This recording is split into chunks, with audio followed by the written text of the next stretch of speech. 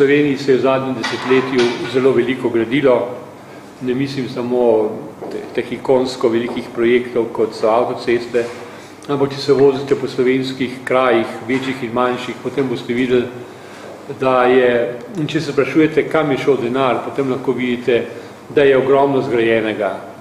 Ne bom rekel, da je to, kar je bilo zgrajeno, slabo, ampak gotovo je velik del družbenega produkta investiran v krožišča, ulično razsvetljavo, cela vrsta ureditev takih in drugačnih.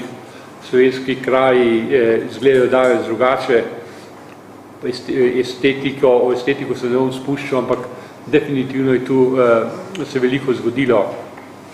Več nadzemno kot podzemno, da se razumemo, ne? Kar zadeva komunalno opremo in podobne stvari. Ampak tisto, kar bi jaz danes posebej poudaril, kot razumem stvari, je, da se je skozi vse to zgodovino zadnjih 10-15 let temeljito spremenilo razmerje med javnim in privatnim v dejavnosti gradnje in prostor za načrtovanja. Mi se moramo zavedati tega, da če vzamemo katerikoli učbenik, rekel iz 80-ih ali let ali 90-ih, prostorskega načrtovanja, urejanja prostora, bo se našel noter, da je urbanizem zadeva v javni domeni, da je javna stvar, da ureja nekatere stvari, ki se nanašajo na skupnost, na celoto in da se skozi to izražajo pravzaprav želje in tendence, da bi javnimi prostori, tudi zasebnimi, uredili stvari, tako da ne bo imel korist samo posameznik, temveč tudi skupnost.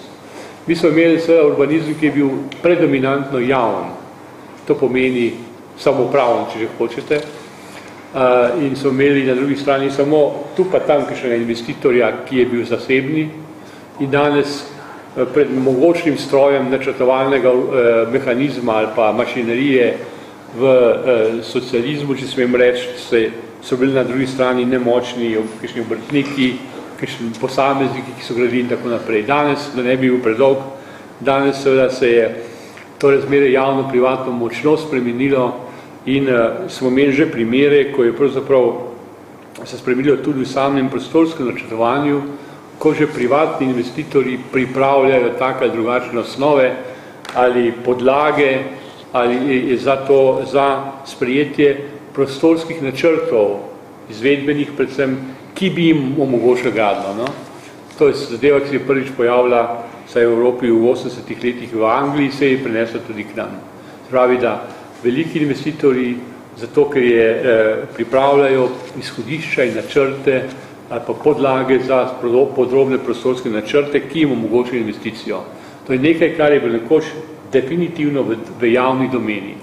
To je zadeva, ki mene z tega vidika najbolj skrbi. Mene ne skrbi, ali so ti bolj ali manj kvalitetni, ampak dejstvo je, da se sama dejavnost prostorskega načrtovanja postopoma seli v